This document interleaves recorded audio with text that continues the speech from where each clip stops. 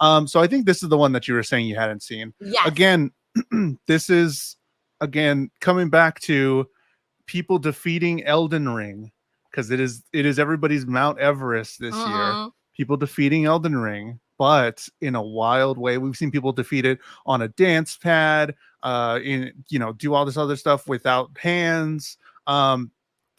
This streamer, Dr. Decomposing, does another one, the world's first saxophone controlled level 1 run of Elden Ring. So I mean, what else?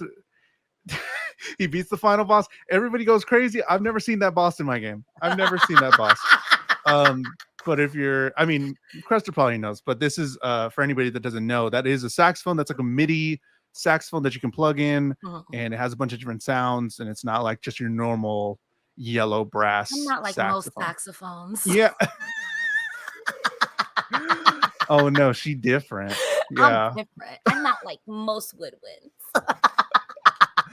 So that's what Dr. Decomposing was playing. World's first saxophone controlled level 1 run of Elden Ring. That's crazy. Another I just like these little things. Like, I like the wild stuff that I don't even know that's going on the internet.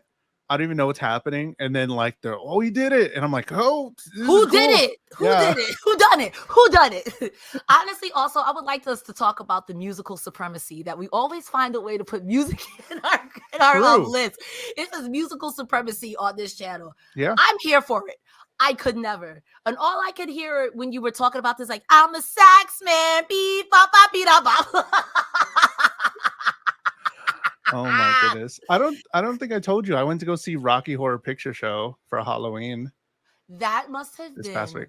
10 out of 10 would recommend. It was a lot of fun. It was pretty cool. I went with my grandparents. I didn't really dress up or anything. My grandparents are cool. I don't think we talked about it. No, my grandparents are cool. I love that. Yeah.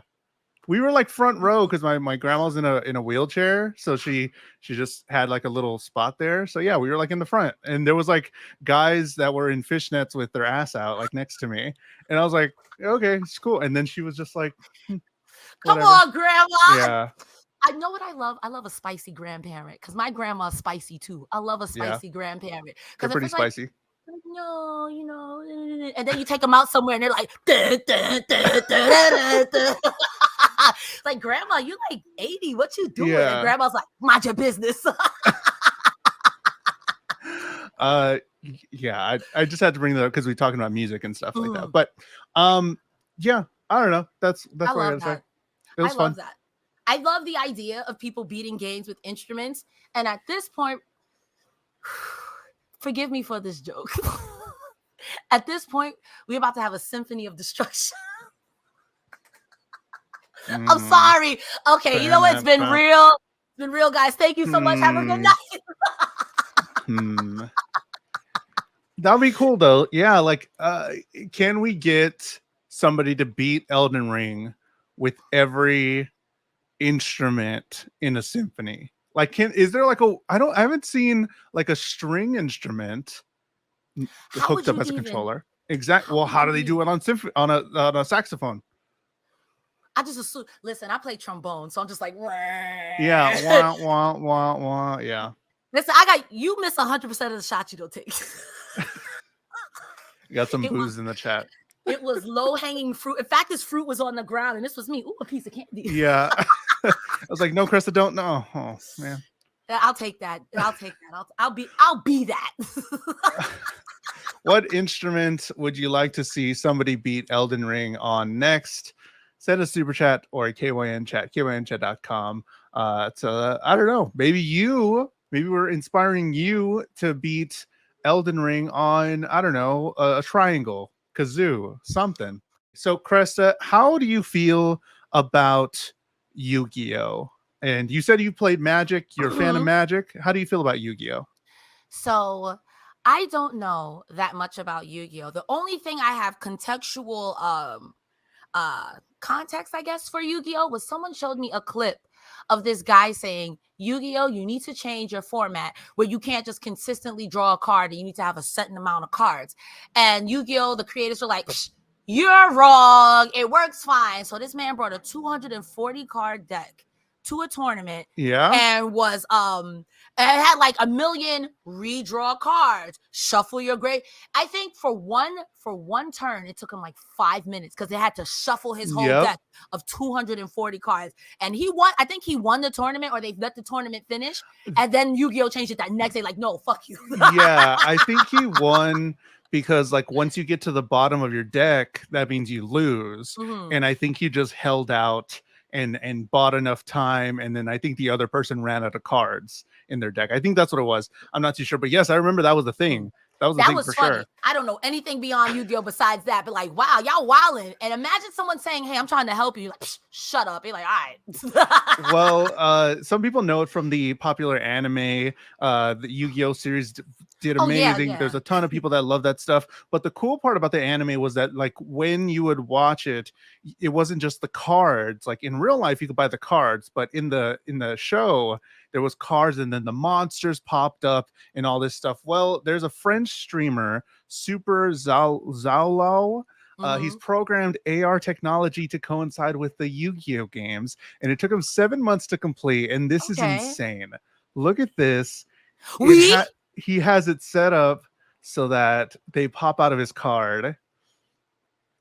I'm not gonna hold you. I'm cool. That's so cool. I would play Magic, and if I'm gonna go play, like, what's my favorite Magic card? My mind is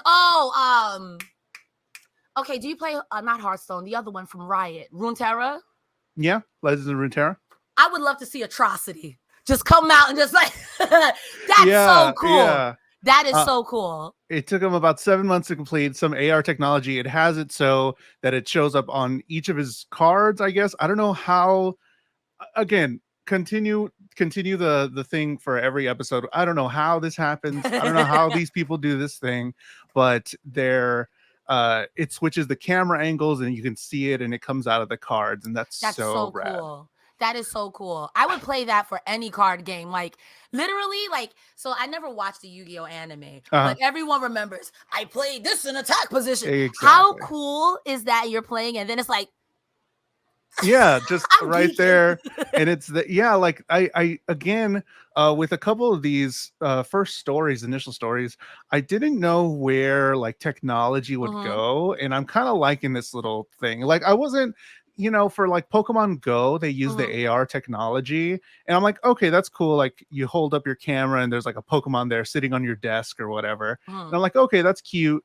But yeah, this seems like more of what I wanted. Just the Yu-Gi-Oh card, boom, pop-up monster.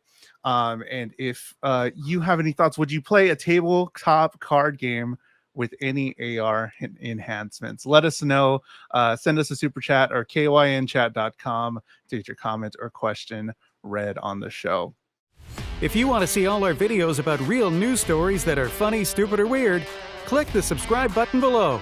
Otherwise, we'll start posting spoilers about your favorite new movies.